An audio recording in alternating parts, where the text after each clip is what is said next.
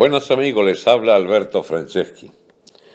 Es un hecho que la evolución de la situación política del país amenaza con cada vez más fricciones, confrontaciones y factores de guerra interna que van abriéndose paso de manera irreversible. El gobierno está haciendo lo que hace cualquier régimen depravado de delincuentes organizados en torno a sus facciones armadas, guerrilleras, amponiles o de castas de oficiales militares ligados al narcotráfico, al delito, al contrabando, etc. Ellos hacen lo que deben hacer, defenderse con métodos delincuenciales ajenos, contrarios, opuestos, antagónicos al interés general. El interés general de la República debe execrar del gobierno, del poder de Estado, esos intereses de las facciones distintas y al propio tiempo coincidentes dentro de la filosofía de Estado del chavismo de aspiración totalitaria, cuyo problema histórico fue que no pudo imponer un régimen totalitario y el régimen se les ha descosido, se les ha descuadernado y estamos presenciando entonces esta tremenda crisis de descomposición interna, de estallido, de fuerza centrífuga, donde todo es posible si vemos en la intimidad del poder las diferencias entre factores mafiosos que comparten el ejercicio del poder despótico, pero a la hora de cada uno de los intereses defienden sus parcelas con uñas y dientes contra los otros sectores. Pero hay algo que les une. Todos están obligados a defender la estabilidad del gobierno Maduro, si es que puede llamarse estabilidad a esta coincidencia agónica detrás de un liderazgo que los ha llevado a derrotas tras derrotas en los últimos 2 o 3 años. Pues bien, amigos, está llegándose a una situación en que la confrontación general del país contra el régimen actual lleva a la necesaria conclusión de que nos acercamos a un punto de quiebre. ¿Y cuál es ese punto de quiebre? Si el gobierno, tras un mes de desgaste o 2 meses de desgaste de confrontación con la insurrección callejera de la juventud de vanguardia, si se desespera y ataca con armas letales, sencillamente los muertos pasarían de unidades a decenas diarios y tendríamos la obligatoria intervención y el estallido de las propias Fuerzas Armadas, porque las Fuerzas Armadas no podrían aceptar la idea de que constituyen un ejército de ocupación cubano, de ocupación castrista contra el propio pueblo, al que deberían matar por decenas diariamente para poder sostener un gobierno de depravada corrupción y de depravado sadismo en la conducta de sus tropas y de sus oficiales contra las aspiraciones elementales de la población, una aspiración elemental a vivir en paz, en democracia, sin delincuencia y con los productos de primera necesidad y de medicinas abastecidas a esa población. Bien, amigos, ¿qué es lo que viene?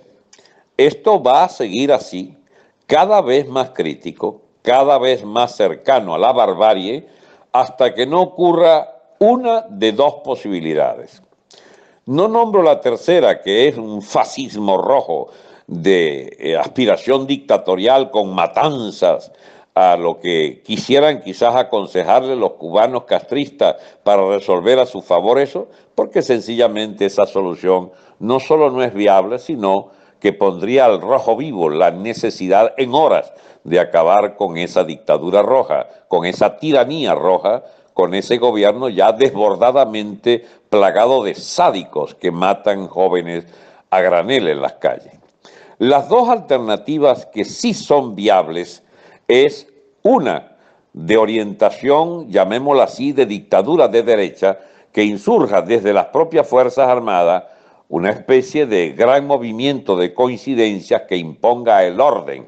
que detenga el desquiciamiento del propio Estado y que garantice que la sociedad vuelva a una normalidad mediante la libertad plena de comercio, de empresa, de distribución de bienes, la revitalización de la moneda mediante el cambio libre y una autoridad de Estado que ponga orden y pida en un diálogo el cese de las confrontaciones callejeras contra la fuerza pública. En ese caso, una dictadura de derechas militar pudiera ser una solución transitoria mientras se construye un gobierno de gestión pública, de regularización de los servicios, sin la menor pretensión de regir políticamente para toda una etapa, ni mucho menos. Sería un gobierno de provisionalidad obligada. La otra alternativa, la solución a mediano y largo plazo, es que construyamos una democracia real basada en la libertad colectiva. Eso supone una verdadera separación de poderes, un método de elección nominal desde la sociedad civil, con personas que asumen la representación real de sus comunidades, de sus distritos, de sus municipios, y no de listas de partidos y sin injerencia de las maquinarias clientelares de los partidos políticos que, sea de gobierno o de oposición, constituyen verdaderas rémoras, verdaderos pasivos en la sociedad venezolana en los últimos 60 años, siendo estos últimos 20 los peores de nuestra historia de estado de partidos, de partidocracia. La apertura de una nueva etapa, incluso que puede ser viable mediante una ley de separación de poder, una ley orgánica que consagre una república que sea presidencial, por supuesto, aunque haya que elegirlo por lo menos con 50% de los electores, obligándose a la doble vuelta, al balotaje de los franceses, que origine un presidente realmente con capacidad de dirección para la gran mayoría del país, pero contrapesado con la organización de la nación en una cámara unicameral o bicameral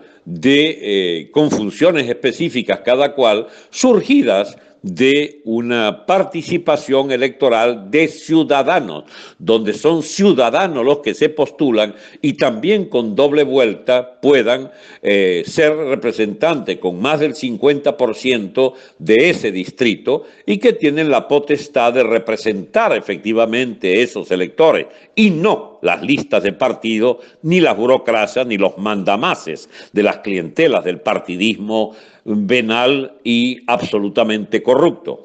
El mal fundamental de nuestro sistema de partidocracia es la corrupción y la ladronera. Esto no va a eliminarse totalmente mientras seamos una sociedad humana con graves desigualdades sociales, pero sí puede la corrupción disminuir drásticamente al poder ser controlada por poderes legítimos y no por bandas de dirigentes políticos agrupados en clientelas depredadoras de los bienes públicos y de los impuestos de los ciudadanos.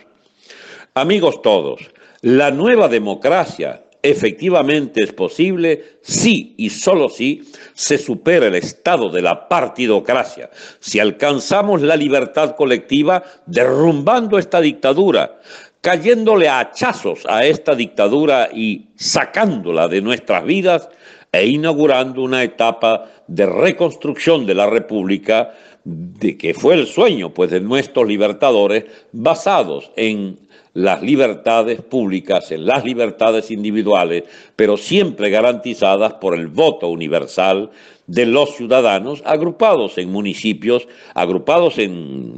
o distritos electorales que sean una emanación directa, el que salga electo del mandato de esos ciudadanos.